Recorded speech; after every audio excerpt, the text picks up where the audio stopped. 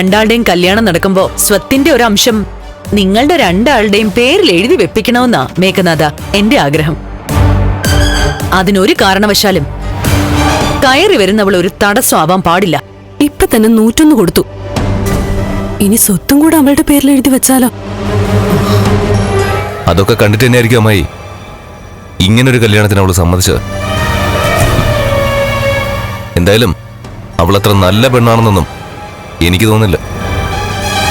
എന്നാൽ അങ്ങനെ ഒരു അഭിപ്രായം എനിക്കില്ല മേഘനാഥ.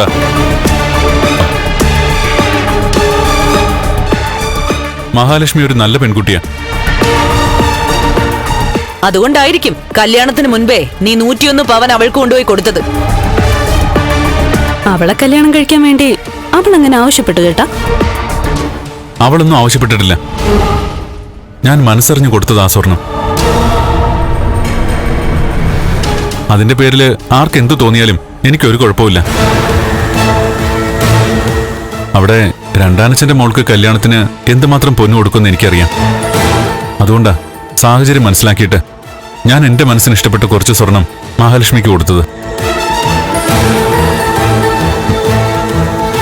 അത് ഇനി ഈ വീടിനകത്തൊരു ചർച്ചയാവേണ്ട കാര്യമൊന്നുമില്ല.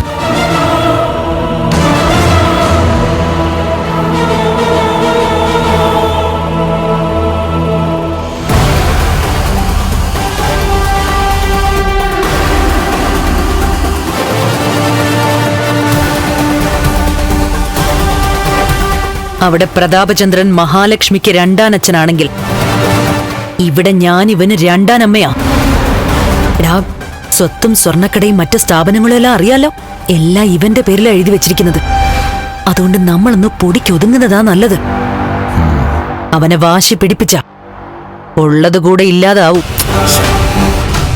അമ്മായി അവനൊരു ദാമ്പത്യ ജീവിതം ഉണ്ടാവില്ലെന്ന് തന്നെയല്ലേ നമ്മളൊക്കെ കരുതിയത്.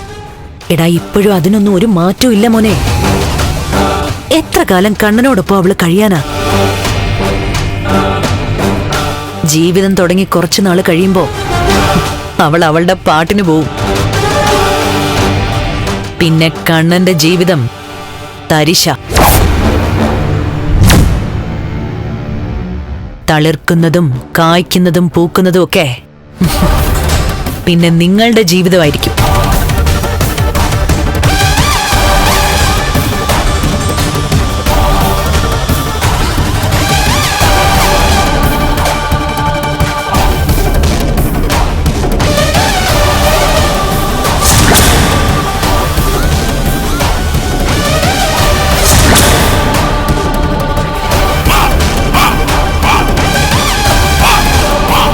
ഫ്ലവേഴ്സ് ടിവിയുടെ സ്മാർട്ട് ഷോയിൽ പങ്കെടുക്കാൻ നിങ്ങളെ ക്ഷണിക്കുന്നു. ഉടൻ തന്നെ ഈ നമ്പറിലേക്ക് വിളിക്കുക. 7593829838. ഫ്ലവേഴ്സ് സ്മാർട്ട് ഷോ ഉടൻ വരുന്നു ഫ്ലവേഴ്സ്.